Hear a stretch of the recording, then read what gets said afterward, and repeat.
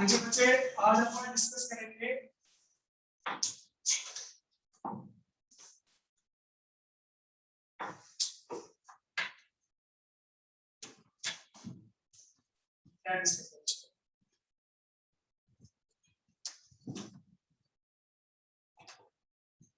limitations of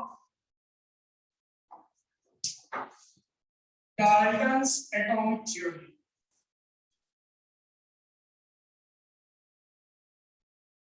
personality Dalton's atomic theory, उसमें कुछ main बातें हमने पढ़ी थी, वो एक बार मैं फटाफट आपको रिवाइज करवा देता हूँ। पहले तो हमने डाल्टन एटॉमिक थ्योरी के अंदर ये पढ़ा था कि हमारा जो मैटर होता है वो सबसे स्मॉलेस्ट कॉन्स्टिट्यूएंट पार्टिकल से बनता है, जिसको आप एटम बोलते हैं। अगर हम एटम कंसीडर कर रहे हैं सेम एलिमेंट से, तो उनका साइज और मास क्या होगा? सेम। सेम एलिमेंट्स के जो एटम होते हैं उनका साइज और मास सेम आएगा, लेकिन अगर वो एलिमेंट्स अपने डिफरेंट हैं तो उनका साइज और मास जो होगा वो डिफरेंट है। ये वाला पोस्टुलेट बना था। फिर आपने बोला था कि एटम्स आपस में कंबाइन होते हैं मॉलिक्यूल बनाने के लिए। मॉलिक्यूल भी बोल सकते हो, कंपाउंड भी बोल सकते हो, एक ही बात है। एक कंपाउंड भी बन सकते हैं और एक से ज्यादा टाइप कंपाउंड भी बन सकती है। और फिर आपने फाइनली बोला था कि एटम जो होता है वो can nether be created nor be destroyed. तो ये सब बातें हमने डाल्टन्स एटॉमिक थ्योरी के अंदर पढ़ी थी। अब हमें कुछ वो बातें बतानी है जो हम सेटिस्फाइड नहीं है डाल्टन से, जो हमें लग रहा है कि कमियां हैं डाल्टन की थ्योरी में, और कुछ बातें हमें ऐसी पता चली जो डाल्टन ने नहीं बताई, कहीं और से पता चली। तो ये बातें हम एक्सप्लेन करेंगे। वो सारी बातें हम एक्सप्लेन करेंगे limitations of Dalton atomic theory. पहली लिमिटेशन है, डाल्टन ने हमें ये बताया कि एटम्स आपस में कंबाइन होकर मॉलिक्यूल बनाते क्यों हैं। कार्बन एटम है, आराम से बैठा है, क्यों रिएक्शन कर रहा है? क्यों बना रहा है वो कार्बन डाइऑक्साइड? क्यों बना रहा है वो ऑर्गेनिक कंपाउंड? याद है 10th class 4th chapter carbon and it's compounds. इतना बुरा चैप्टर लगता है ना, इजी था। हाँ, स्टेबल होने के लिए बनाते हैं। चलो, डाल्टन की कभी हमें मेंशन नहीं होता थी। डाल्टन ने भी ये बताया नहीं था कि एटम्स जो है वो क्या करते हैं स्टेबल होने के लिए। एटम स्टेबल कैसे होगा? एटम अपना स्टेबल तब होगा जब उसका ऑक्टेट कंप्लीट हो जाएगा, उसके वैलेंस शेल में 8 इलेक्ट्रॉन्स आ जाएंगे। सिंपल सी बात है। तो इस बारे में हमें डाल्टन ने नहीं बताया, बाद वाले साइंटिस्ट ने बताया। आपको भी इस बारे में 4th चैप्टर में पता चलेगा, वैलेंस बॉन्डिंग का चैप्टर। ठीक है, तो ये पहली लिमिटेशन है डाल्टन एटॉमिक थ्योरी की कि it does not explain why atoms combine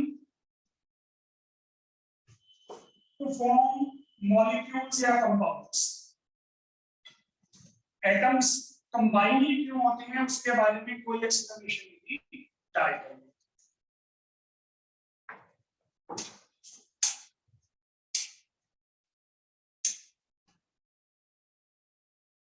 पहला पॉइंट समझ में आ गया होगा। दूसरा पॉइंट देखो,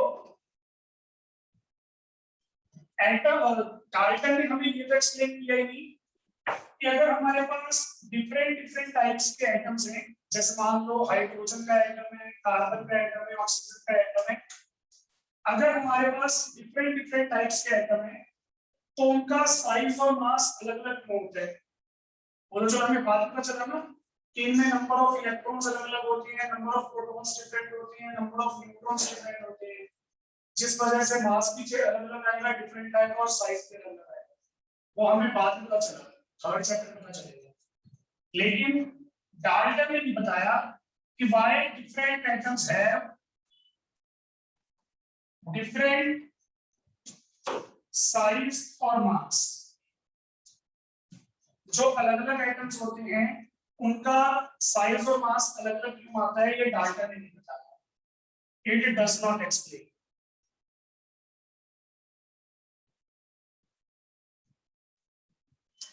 ठीक है ना? जितनी ज्यादा बुराइयां बताएंगे हमारी उतना सही रहेगा ना। मतलब जितनी ज्यादा बुराई करोगे चीजों को जल्दी नहीं मिल जाती है। अगर मैं एक चीज बताऊंगा फिर तो घर वाले लेके चलाए इसको, कोई बात नहीं। तो दो लिमिटेशंस मैंने बता दी, 2 बुराइयां पड़ेगी। तीसरी चीज, अगर आपको याद हो डाल्टन एटॉमिक थ्योरी का सेकंड पोस्टुलेट उसने क्या बोला था, atoms of same element have same size and mass. तो ये गलत है बच्चे, आपने ना 10th क्लास में डेफिनेशन पढ़ी होगी, वो डेफिनेशन थी आइसोटॉप्स की। क्या होते हैं isotope? Element having same atomic number but different mass number. जैसे हाइड्रोजन है, हाइड्रोजन के 3 आइसोटॉप है, हाइड्रोजन 1, हाइड्रोजन 2, हाइड्रोजन 3। इसकी जगह पे आप डी सिंबल यूज कर सकते हैं, ड्यूटेरियम। इसकी जगह पे आप डी सिंबल यूज कर सकते हैं, ट्रिटियम। इन तीनों का एटॉमिक नंबर 1 है, तीनों का एटॉमिक नंबर 1 है, लेकिन तीनों का मास तो सेम नहीं आ रहा। एक का मास आ रहा है 1, एक का आ रहा है 2 और एक का आ रहा है 3। तो इसका मीनिंग क्या हुआ? इसका मीनिंग ये हुआ, elements having same atomic number does not have different mass number. Dalton का सेकंड पोस्टुलेट गलत हो गया। डाल्टन ने तो ये बोला था कि जो एटम्स होते हैं सेम एलिमेंट के, उनका साइज और मास सेम होता है। मास कहां पे सेम आता है? मास तो अलग अलग आता है। तो ये अपने पास अपना बेस है। डाल्टन की जो थ्योरी है, डाल्टन का जो पोस्टुलेट है, वो आइसोटॉप्स की एग्जिस्टेंस को प्रूव नहीं करता। समझ रहे हो ना? आइसोटॉप्स जो है वो एग्जिस्ट करते हैं नहीं करते, इसके बारे में कोई सैटिस्फैक्टरी एक्सप्लेनेशन नहीं है। तो ये जो हमारे डाल्टन का थर्ड लिमिटेशन है। समझ रहे हो क्या बोला? It does not explain existence of isotopes. It does not explain existence of isotopes. इतनी बुराइयां काफी है, मतलब एक आधी और लिख सकते हो, लेकिन इतनी बुराइयां काफी है। तो हाँ जी, एक आधी और बता दें, चलो कोई बात नहीं। इसमें देखो मैं एक और चीज बता देता हूँ। ना तो इसने आइसोटॉप्स के बारे में बताया, एक इसने क्या बोला, एटम जो है वो हमारा सबसे स्मॉलेस्ट पार्टिकल है जो रिएक्शन में पार्टिसिपेट करेगा, मैटर बनाएगा। ये है पहला पोस्टुलेट कि matter is made up of smallest constituent particle called atom. तो डाल्टन की थ्योरी के अकॉर्डिंग एटम सबसे स्मॉलेस्ट पार्टिकल एग्जिस्ट करता है, ऐसा तो नहीं है। इलेक्ट्रॉन्स भी हैं, प्रोटॉन्स भी हैं, न्यूट्रॉन्स भी हैं जो उससे छोटे हैं और इंडिपेंडेंट एग्जिस्ट करते हैं। तो ये भी लिमिटेशन आप लिख सकते हो। क्या लिखोगे इसके अंदर? Fourth limitation, it does not explain that atoms are further divisible। मतलब इसने एक्सप्लेन नहीं किया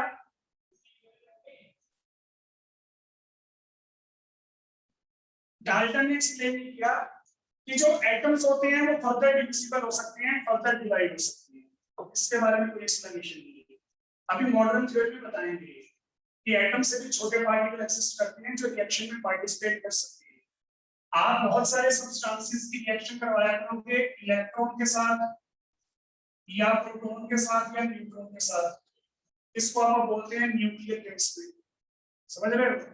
तो ये अपने पास अपना केस होता है, आप एक्स एलिमेंट की किसी भी पार्टिकल से रिएक्शन करवा सकते हैं, जरूरी नहीं है एटम चाहिए। समझ रहे हो? तो atom is not the smallest particle which takes part in the chemical reaction। Atom से छोटे पार्टिकल हो सकते हैं। ये सब बातें भी मॉडर्न में बताएं। तो 4 लिमिटेशंस हो गई काफी इतनी। अब आपने राइट जो है वो काफी कर ली, तो अब आप इससे थोड़ी सी मल्टीप्लिकेशन करते हैं। हमें पता लगा कि कुछ कमियां आ रही हैं डाल्टन एटॉमिक थ्योरी में, तो उन कमियों को सुधारने की जरूरत है। इसलिए हम क्या करेंगे, इसको थोड़ा सा मॉडिफाइड कर देंगे, इसको थोड़ा सा चेंज कर देंगे। नेक्स्ट हेडिंग आ जाएगी modified Dalton atomic theory. Modified Dalton atomic theory. इसको एक और नाम से भी पढ़ लेते होते हैं, modern atomic theory. Modern atomic theory. तो कुछ बातें इसके अंदर मॉडिफाई की गई, जो डाल्टन ने बोला था। हमने बोला कि चलो डाल्टन ने हमें कुछ इंपॉर्टेंट बातें बताई, बहुत अच्छी बात है, लेकिन कुछ बातें ऐसी थी जो डाल्टन से मिस हो गई या डाल्टन ने इनकम्प्लीट बताई, तो वो बातें हमें अभी यहाँ पे एक्सप्लेन करने की जरूरत है। सबसे पहली बात, जो फोर्थ लिमिटेशन थी ना हमारी मॉडर्न एटॉमिक थ्योरी की, सबसे पहली बात ये कि atom is no longer considered as indivisible. Dalton बोलता था कि एटम्स जो होते हैं, एटम्स होते हैं इनडिविजिबल, उनको आप फर्दर डिवाइड नहीं कर सकते, फर्दर छोटे पार्ट्स में डिवाइड नहीं कर सकते, ये गलत है। एटम से छोटे पार्टिकल एग्जिस्ट करते हैं, electron, proton, neutron, positron. Positron का सिंबल ये भी होता है बीटा पॉजिटिव, ये भी एक्सिस्ट करता है, जो आपने सुना नहीं। न्यूट्रिनो एक्सिस्ट करता है। हाँ जी, न्यूक्लियस एटम का पार्ट है। Nucleus is a combination of proton and neutron. तो मैंने दोनों को अलग अलग बता दिया। क्या मैं ये लिखा कि इलेक्ट्रॉन और न्यूक्लियस, फिर मैं प्रोटॉन और न्यूट्रॉन लिखता। तो अगर मैंने प्रोटॉन न्यूट्रॉन मेंशन कर दिया मतलब न्यूक्लियस आता है, ठीक है। चलो प्रोटॉन न्यूट्रॉन ही रहने दो, क्योंकि ये अलग अलग पार्टिकल्स है, न्यूक्लियस तो कॉम्बिनेशन है। तो डाल्टन ने बोला था कि एटम इंडिविजिबल होती है, एटम्स को हम फर्दर डिवाइड कर सकते हैं, वही हमारा स्मॉलेस्ट कॉन्स्टिट्यूएंट पार्टिकल है। ऐसा नहीं, इलेक्ट्रॉन है, प्रोटॉन है, न्यूट्रॉन है, न्यूट्रल, पॉजिट्रॉन है, न्यूट्रिनो है, एंटी न्यूट्रिनो है, क्वार्क्स है, बोस-आइंस्टाइन पार्टिकल्स है, जो आपने सुना नहीं हुआ। मतलब एटम के अंदर इतने सारे पार्टिकल्स हो सकते हैं। एटम जरा सा छोटा सा, उसके अंदर भी उसके छोटे छोटे पार्टिकल्स एग्जिस्ट करते हैं। तो ये हमारी मॉडर्न एटॉमिक थ्योरी होती है।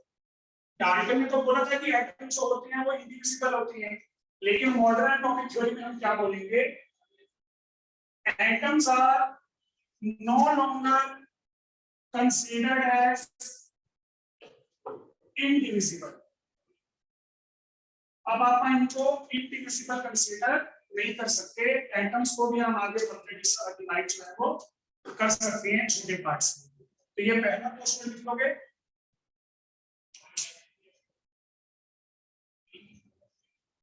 हो गया, चलो सेकंड पॉइंट देखो।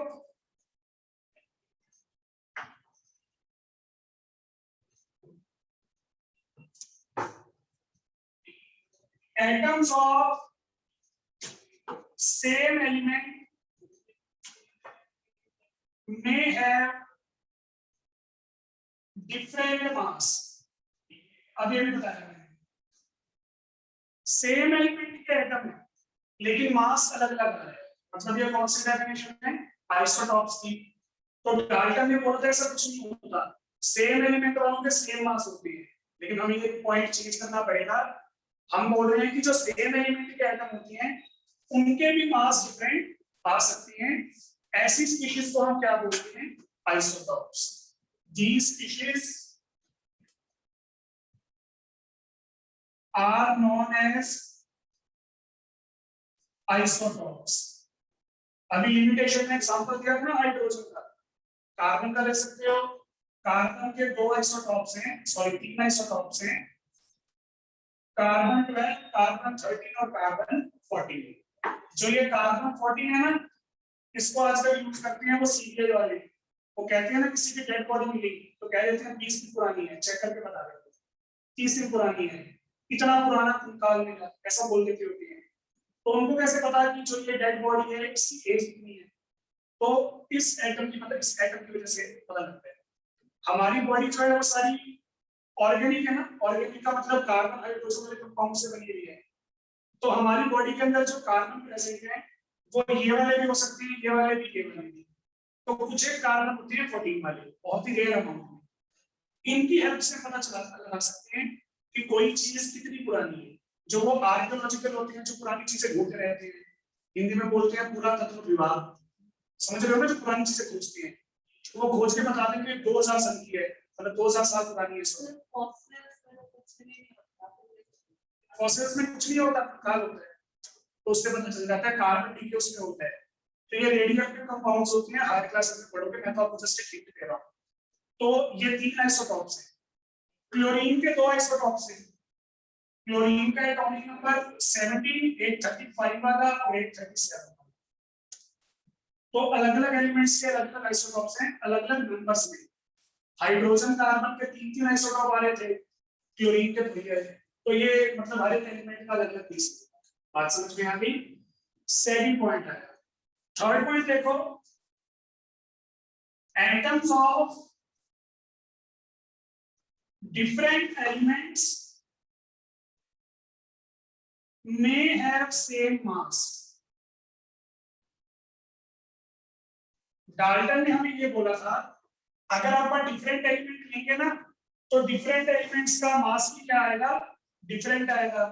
लेकिन हमें यहाँ पे क्या मिला, एलिमेंट्स हमारे डिफरेंट हैं, लेकिन डिफरेंट होने के बावजूद उनका मास क्या है, सेम। क्या बोलते हैं इस एलिमेंट्स को, which have same mass number but different atomic।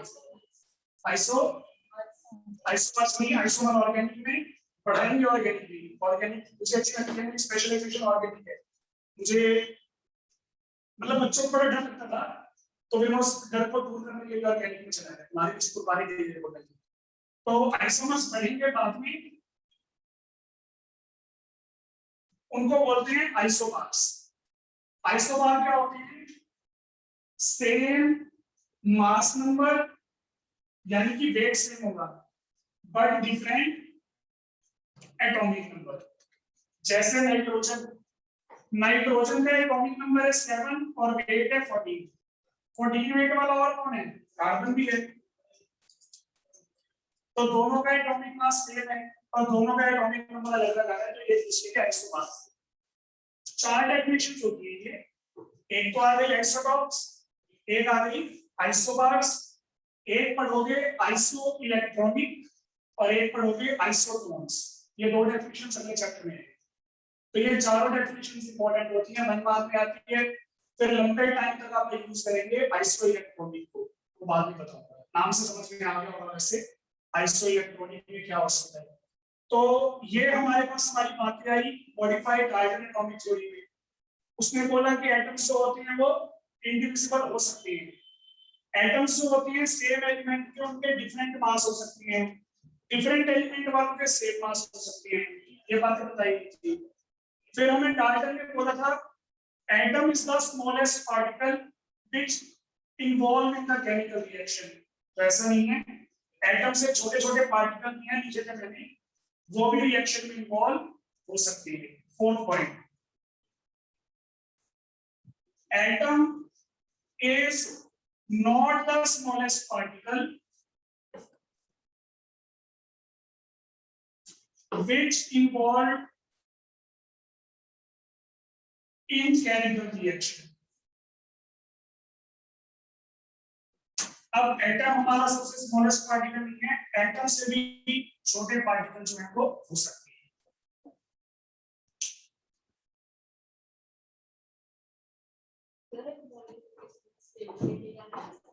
Stability कौन सी बताओ, जो मतलब उसमें फर्स्ट जो म्यूटेशन थी एटम्स को कंबाइन करने का, मैंने बताया ना, वो एक अलग तरह से मतलब एक अलग कांसेप्ट ही हो गया। तो जो हमारी डाल्टन एटॉमिक थ्योरी मॉडिफाई हुई थी, मैं आपको बताता हूँ। डाल्टन थ्योरी हमें मिली थी 1869 में, उसके 5 या 7 साल बाद उसमें मॉडिफिकेशन हुई थी ये वाली। तब तक हमें केमिकल कंपाउंड्स की फॉर्मेशन के बारे में कुछ नहीं पता था, तो हम उसमें अपनी मर्जी से ऐड कर सकते हैं कि हम 2020 में पढ़ रहे हैं तो बता दें, है ना। जो उस टाइम पे मॉडिफिकेशन हुई थी वही मैं आपको बता रहा हूँ। तो ये मॉडिफिकेशन समझ गए, उसके लिए आपने अलग से चैप्टर पढ़ने हैं, तो यही पॉइंट्स आपको एक्सप्लेन करके बताऊंगा, समझ गए होंगे। तो डाल्टन वाला जो ना टॉपिक था वो कंप्लीट हो गया, ठीक है। मैंने जो स्कूल में टेस्ट किया था पीआर ग्लोबल में, उसमें मैंने डाल्टन एटॉमिक थ्योरी की लिमिटेशंस दी थी। मेरे कहने का मतलब ये है कि जरूरी नहीं है कि तीनों टॉपिक आएंगे भाई, पहले पोस्टुलेट्स बताओ, फिर लिमिटेशंस बताओ, फिर मॉडिफिकेशन बताओ। तीनों में से कोई एक चीज भी आ सकती है, 2% चांसेस। ये क्वेश्चन पेपर में नहीं आता, क्यों? कोई भी बच्चा कर लेगा रट्टा मार के, चाहे वो +1 का हो चाहे ना हो, सोचने वाली बात है। अगर मैं 9th वाले बच्चों को ये चीज बोलूंगा ना तो इसमें रट्टा एप्लीकेशन समझने वाला क्या है, अच्छा याद कर लेगा। तो +1 में ऐसी चीजें नहीं आएगी। केमिस्ट्री का कंसेप्ट बता रहा हूं मैं आपको, मुझे बाकी सब्जेक्ट्स का नहीं पता। केमिस्ट्री के अंदर +1 में और +2 में कंसेप्चुअल क्वेश्चन है, कंसेप्ट वाले क्वेश्चंस। आपके कंसेप्ट क्लियर होने चाहिए, थ्योरी का रट्टा तो कोई नहीं मान लेगा, समझ रहे हो ना। तो हम मतलब ऐसा बोलते होते हैं टीचर्स केमिस्ट्री के लिए, आपका 70 नंबर का पेपर होगा केमिस्ट्री का, उसमें 70 क्वेश्चन आते हैं। 70 क्वेश्चन कैसे, मान लो कोई 3 मार्क्स का क्वेश्चन है केमिस्ट्री का, तो वो 3 मार्क्स के क्वेश्चन में 3 बातें पूछेगा। What is this, how it is form, right steps. तो व्हाट इज दिस 1 मार्क का, हाउ इट इज फॉर्म दूसरा नंबर, राइट स्टेप्स तीसरा नंबर। तो ये कभी भी चेक कर लेना, केमिस्ट्री के क्वेश्चंस आपके ऐसे चलेंगे अनलेस वो न्यूमेरिकल ना हो। न्यूमेरिकल में तो एक ही चीज पूछेगा 3 नंबर में दे देगा, और न्यूमेरिकल्स केमिस्ट्री के फिजिक्स के मुकाबले में 100 टाइम इजी होते हैं। सिर्फ कैलकुलेशन थोड़ी सी आपको लगेगी, टाइम लगेगा, नहीं तो फॉर्मूला याद है, वैल्यू पुट करो। फिजिक्स की तरह नहीं पहले सोचो इसका टोर्क निकालना है, फोर्स निकालना है, क्या रिजल्ट निकालो, ऐसा कुछ नहीं। वैल्यू मिलेगी, डायरेक्ट फॉर्मूला में डालो, कैलकुलेट करो। हाँ, कैलकुलेट करने में टाइम लगेगा, वो आपकी मर्जी है। आप अगर प्रैक्टिस करते रहोगे तो कैलकुलेशंस इजी हो जाएंगी। तो इतना मुश्किल नहीं है केमिस्ट्री का काम, इसलिए आपने सर ने कर ली। फिजिक्स और मैथ जो थी मुझे थोड़ी सी हार्ड लग रही थी, केमिस्ट्री थोड़ी सी इजी लग रही थी करने में, तो मैंने कर ली। छोटी छोटी बातें हैं लेकिन काफी सारी बातें हैं। केमिस्ट्री का ये कंसेप्ट है। फिजिक्स में क्या होता है, बड़े बड़े टॉपिक है, बड़े बड़े कम है, तो मुझे छोटी छोटी चीजें याद रखने में इंटरेस्ट था। मैं ज्यादा बातें याद रख सकता हूँ पर वो बातें छोटी होनी चाहिए, तो इसलिए केमिस्ट्री। आप अपना मन बनाना आराम से, +2 क्लास तक आपका मन बनेगा। हो सकता है आपको अभी थोड़ी केमिस्ट्री खेलने लगे, मैथ से फिजिक्स अच्छी लगे, +2 में आकर के उल्टा हो सकता है। जब आप एंटर करोगे हो सकता है फिजिक्स से नफरत हो जाए, मैथ से नफरत हो जाए, केमिस्ट्री बढ़ जाए। और देख लेना ऐसे ही होगा, आपके सर बैठे हुए हैं तो करवा देंगे। आप क्या करते हैं अपना next topic. Next topic is percentage composition. ये टॉपिक इंपॉर्टेंट है 3 मार्क्स के न्यूमेरिकल के लिए। अपन इसको आगे न्यूमेरिकल में यूज कर रहे हैं। ये भी क्वेश्चन मैंने दिया था टेस्ट में बच्चों को, लेकिन यहाँ पे मैं बोल रहा हूँ ये इंपॉर्टेंट लिखना, ठीक है ना। इसका कंसेप्ट आप आगे से न्यूमेरिकल में यूज करेंगे, उसके लिए मैं आपको बता रहा हूँ परसेंटेज कंपोजिशन। बहुत ही इजी टॉपिक है। मैं आपको कोई भी कंपाउंड या कोई भी मॉलिक्यूल दे दूंगा। सपोज करो मैंने आपको एक मॉलिक्यूल दे दिया Ab2, ये कोई एक मॉलिक्यूल है। अब मैं ये बोलूंगा इस मॉलिक्यूल को बनाने के लिए एक तो आया एटम A और 2 आए एटम्स B। तो मुझे परसेंटेज में बताना है कितने परसेंट A प्रेजेंट है और कितने परसेंट B प्रेजेंट है। परसेंटेज कैलकुलेट करूंगा इन टर्म्स ऑफ मास, मास की फॉर्म में, समझ गए। जैसे मान लो मैं खड़ा हूं, मेरे साथ एक और सर खड़े हैं, तो हम दोनों ने टोटल कंबाइंड वेट किया, हम दोनों का कंबाइंड वेट आया 150 केजी। फिर सर ने अपना इंडिविजुअल वेट किया, सर का वेट आया 90। तो 150 में सर का कितना कंट्रीब्यूशन है मुझे वो परसेंटेज में निकालना। बात समझ में आ गई। 2 बच्चे थे, 2 बच्चों का मैंने टेस्ट किया, दोनों बच्चों के नंबर जो है वो टोटल आए 20 आउट ऑफ 40, दोनों को मिला के 20 गए। तो एक बच्चे के आए 12 नंबर, एक बच्चे के आए 8 नंबर। तो मुझे परसेंटेज वाइज बताना है A के कितने परसेंट है, B के कितने परसेंट कंट्रीब्यूशन, समझ रहे हो। बस इतना सा काम। परसेंटेज कंपोजिशन हम कैसे डिफाइन करेंगे। It is defined as ratio of mass of the element divided by molecular mass into 100%। ये फॉर्मूला है परसेंटेज कंपोजिशन। जिस एलिमेंट की परसेंटेज निकाल रहे हो उसका मास डिवाइडेड बाय आपके मॉलिक्यूल का total mass, that is molecular mass, और परसेंटेज में कन्वर्ट करने के लिए 100%। समझ गए। एग्जांपल देखो, Calculate percentage composition of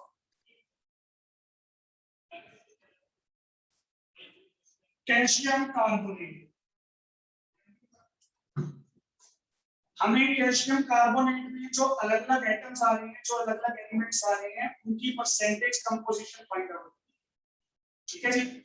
अब देखो इसमें आ रहा है कैल्शियम, कार्बन और ऑक्सीजन। इनके अलावा कोई एटम आ रहा हो, आप क्या करोगे, पहले इसका टोटल मॉलिक्यूलर वेट निकालो। मॉलिक्यूलर वेट बोलो या मॉलिक्यूलर मास बोलो, एक ही बात है। तो molecular weight of calcium carbonate, molecular weight में कैसे निकालूंगा, इसमें एक कैल्शियम है, एक कार्बन है और ऑक्सीजन कितने हैं, 3 ऑक्सीजन है। मुझे तीनों का एटॉमिक वेट पता होना चाहिए, आपको भी पता होना चाहिए। पहले 20 एलिमेंट्स का तो याद करो कम से कम, ठीक है ना। तो पहले 20 वाले ही, कैल्शियम का वेट है 40 यूनिफाइड मास, कार्बन का 12 और ऑक्सीजन का 16, है ना। तो पहले 20 एलिमेंट्स का तो याद होना चाहिए। वैसे 99% चांसेस है कि पेपर में गिवन होता है, तो कितने एलिमेंट्स का याद कर लोगे। और आपको क्या पता यहाँ पे कार्बन 12 वाला है, 13 वाला है, 14 वाला। कार्बन तो 3 होते हैं ना, 12 वाला, 13 वाला, 14 वाला, आपको क्या पता, समझ रहे हो। तो इसलिए वेट आपको 99% गिवन नहीं होता है, फिर भी पहले 20 एलिमेंट्स क्या आपने पढ़ रखे होंगे 9th 10th में, वो आपको याद होगा। ठीक है, चलो। तो ये मैंने तीनों का इंडिविजुअल वेट निकाल लिया, कर देता हूं। कार्बन का वेट, सॉरी कैल्शियम का वेट 40, कार्बन का वेट 12, ऑक्सीजन का 16, 16 के साथ 48, 48 में 12 छोड़ोगे 60, 60 और 40, तो ये हमारे पास हमारा मॉलिक्यूलर वेट है। इसको ग्राम में ले लो, मतलब यूनिट चेंज करना पूछेगा। तो अपने पास मॉलिक्यूलर वेट कितना आ गया, 100। Percentage composition of calcium, calcium कितनी परसेंटेज कंपोजिशन है, लगाओ फॉर्मूला। कैल्शियम का निकालने के लिए फॉर्मूला क्या आएगा, mass of the element. Calcium का वेट कितना होता है, 40%। हाँ जी, कोई डाउट हो तो बोलो बच्चे।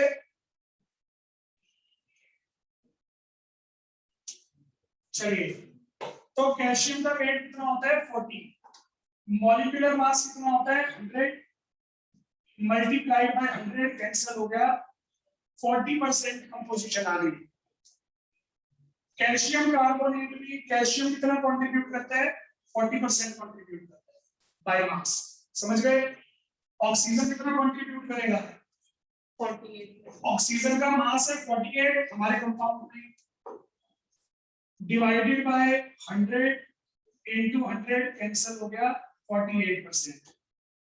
आपके साथ थोड़े स्मार्ट हैं, इजी कैलकुलेशन वाला मैं ले लिया, मुश्किल वाला आपको दे देंगे, कोई बात नहीं। उसके बाद थर्ड वाला, percentage composition of carbon 12 by 100 into 100, that is 12%।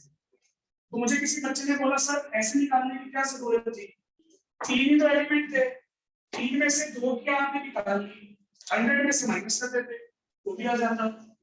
Total percent होगा 100, 100 में से कैल्शियम की निकाल दो 40, ऑक्सीजन की निकाल दो 48, तो 88 तो निकाल लिया, कितना बचा।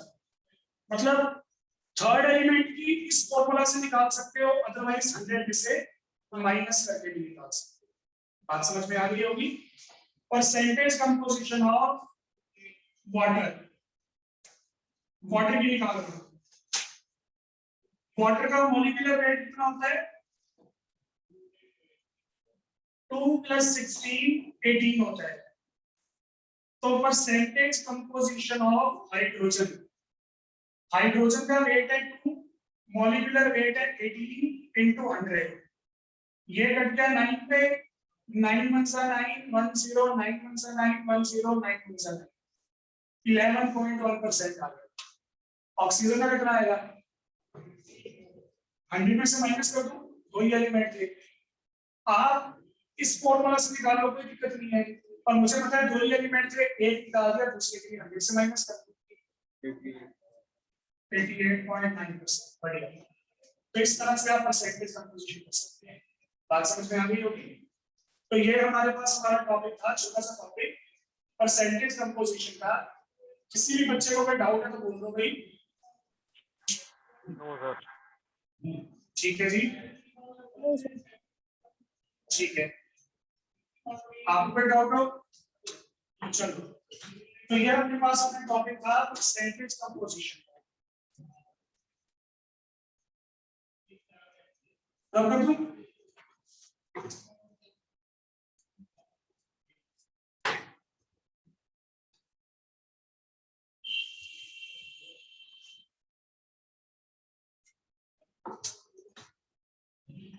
हाँ जी, परसेंटेज कंपोजिशन का टॉपिक आपने कर लिया। करने से पहले मैंने आपको बता दिया था कि इसके रिलेटेड 3 नंबर का न्यूमेरिकल है, वो फिर आपने करना है। अगर मुझे गारंटी लेनी हो कि इस चैप्टर में से क्या क्या चीजें आ सकती हैं, तो 2 चीजों की फुल गारंटी है। मोल कंसेप्ट पे न्यूमेरिकल पक्का आएगा, जिसकी वीडियो सेंड की मैंने। सेकेंडली, जो मैं अब आपको करवा रहा हूं कंसेप्ट, अब जो मैं बोल रहा हूं 3 नंबर न्यूमेरिकल, उस पे एक क्वेश्चन पक्का मिलेगा। ठीक है ना? ये तो 3 नंबर का आएगा। मोल कंसेप्ट का हो सकता है कोई सिंपल सा क्वेश्चन दे दे 1 मार्क का, थोड़ा सा डिफिकल्ट कर दे 2 मार्क का। तो मोल कंसेप्ट इस तरीके से आएगा। उसके नाम में उसका क्वेश्चन छिपा है, मोल कंसेप्ट। उस पे कंसेप्चुअल क्वेश्चन आते हैं, समझ रहे हो? तो उसके लिए बेस क्लियर होना जरूरी है। बेस क्लियर करने के लिए वीडियो देखनी जरूरी है, और वीडियो देखने के लिए वीडियो भेजनी जरूरी है। चलो कोई बात नहीं, आपकी गलती नहीं है, सारे तो मैं कुछ नहीं बोल रहा। अगर मैंने भेज दिया तो फिर मैं डाल दीजिएगा। चलो, तो अगला टॉपिक मैं आपको करवा रहा हूं, molecular formula and empirical formula. इसको फाइंड आउट करने का न्यूमेरिकल आता है 3 नंबर। कुछ स्टेप्स हमें फॉलो करने पड़ते हैं, उन स्टेप्स को फॉलो करके हम ये पता लगा सकते हैं कि हमारे कंपाउंड का एम्पिरिकल फॉर्मूला क्या है।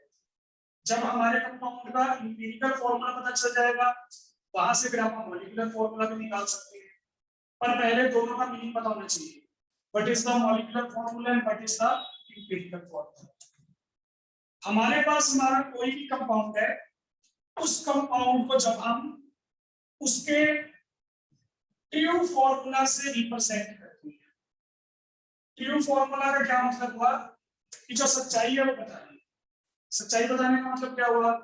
भाई हमारे पास एक मॉलिक्यूल है, मैं जो भी बोलूंगा उसमें इतने कार्बन आ रहे हैं, इतने हाइड्रोजन आ रही है, इतनी ऑक्सीजन आ रही है, बिल्कुल सच बता रहा हूँ। वो जैसे कोर्ट में बोलते हैं कि मैं जो कहूंगा सच कहूंगा, सच के सिवा कुछ नहीं कहूंगा, तो वो सेम चीज है। बस मैं बोर्ड पे आ देता हूँ, हमारी तो रुचि यही है।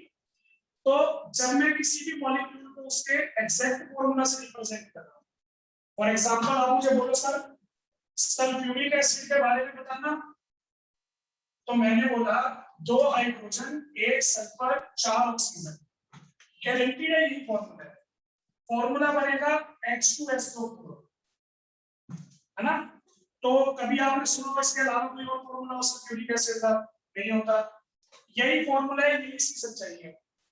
तो जब हम किसी भी फॉर्मूला को उसके ट्रू फॉर्म में रिप्रेजेंट करते हैं, ट्रू फॉर्मूला मतलब जितने एटम्स आ रहे हैं साफ साफ उतने बता दो, that is called molecular formula. अब आपने वो 10th में पढ़ा हुआ है ना, कार्बन एंड इट्स कंपाउंड्स। 3 तरह के हाइड्रोकार्बन आपने पढ़े होंगे, एल्केन, एल्कीन और जनरल फॉर्मूला क्या था एल्केन का? चलो मुझे बताना कि मैं सही कर रहा हूं या नहीं। CnH2n+2।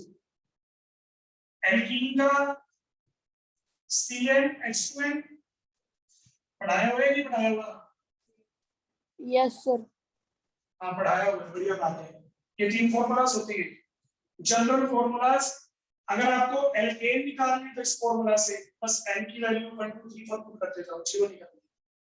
एल्कीन के लिए ये फॉर्मूला बनेगा और एल्काइन के लिए ये फॉर्मूला। जैसे आपने मुझसे पूछ लिया किसी बच्चे ने, कहते कि सर वो 5 कार्बन वाले एल्काइन का फॉर्मूला क्या बनेगा? 5 कार्बन वाले एल्काइन का। तो आपने मुझसे एल्काइन पूछा, कितने कार्बन पूछे? 5 कार्बन पूछे, तो मैं n की वैल्यू 5 पुट कर दूंगा। क्या फॉर्मूला बना? C5H, 5 2 10, 10 - 2 8। तो फॉर्मूला आ गया C5H8।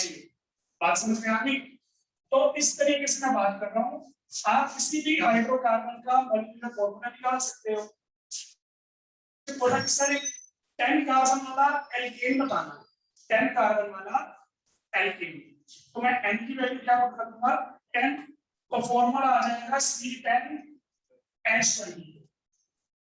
अब ये इसका ट्रू फॉर्मूला है, जिस फॉर्म में हमें ये नेचर में मिला 10 कार्बन 22 हाइड्रोजन, वो फॉर्म मैंने आपको तो इंपीरिकल फॉर्मूला क्या होता है? इंपीरिकल फॉर्मूला होता है जब हम मॉलिक्यूलर फॉर्मूला को सिंपल होल नंबर रेशियो में लिखते हैं। सिंपल होल नंबर रेशियो में लिख देंगे, मतलब इंपीरिकल फॉर्मूला में हम एग्जैक्ट फॉर्मूला नहीं बताते, उसकी सबसे सिंपल रेशियो बताते हैं। मैं ये भी बताऊंगा इसकी रेशियो ले लूंगा 5:11, इससे सिंपल तो नहीं हो सकती, तो मैं इसका इंपीरिकल फॉर्मूला बता रहा हूं C5H11। ये 10 कार्बन है, इसका नाम क्या होगा डेकेन। तो ये डेकेन का मॉलिक्यूलर फॉर्मूला और ये डेकेन का इंपीरिकल फॉर्मूला। एक और आपने कभी सुना होगा नाम ग्लूकोज। ग्लूकोज का फॉर्मूला क्या होता है? बढ़िया, बायो, अच्छा C6H12O6, ये ग्लूकोज का फॉर्मूला है। ये ग्लूकोज का मॉलिक्यूलर फॉर्मूला है। अगर मैं इसको सबसे सिंपल रेशियो में लिखूंगा तो क्या आएगा 1:1, यानी कि CH2O1, 1 बताना जरूरी नहीं होता। तो ये ग्लूकोज का मॉलिक्यूलर फॉर्मूला था और ये ग्लूकोज का, तो ये दोनों की डेफिनेशन थी। अब हमने इन दोनों के बीच में रिलेशन सेट करना है, उसके बाद अपने मॉलिक्यूलर फॉर्मूला और इंपीरिकल फॉर्मूला फाइंड आउट करने का नियम है, वो फिर आप कल करेंगे, ठीक है ना? यहां तक कोई दिक्कत है तो बताओ।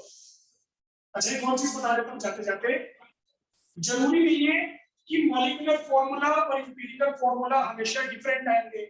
जैसे आप यहां देखो H2SO4 में कितने हाइड्रोजन आ रहे हैं 2, सल्फर कितने आ रहे हैं 1, ऑक्सीजन कितने आ रहे हैं 4। तो ये ऑलरेडी सिंपल रेशियो है, इसको आप फर्दर सिंपलीफाई नहीं कर सकते। तो सल्फ्यूरिक एसिड का मॉलिक्यूलर फॉर्मूला भी यही है, इंपीरिकल फॉर्मूला भी यही है, क्योंकि ये ऑलरेडी सिंपलेस्ट रेशियो है, इसको आप चेंज नहीं कर सकते। मैंने 5 कार्बन वाला एल्काइन कंसीडर किया था, तो इसमें रेशियो कितनी आ रही है 5:8।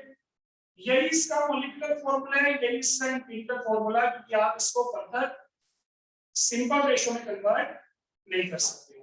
तो जरूरी नहीं है कि हमेशा मॉलिक्यूलर और इंपीरिकल अलग अलग आएंगे, सेम भी आ सकते हैं, कंपाउंड टू कंपाउंड वेरी करेगा।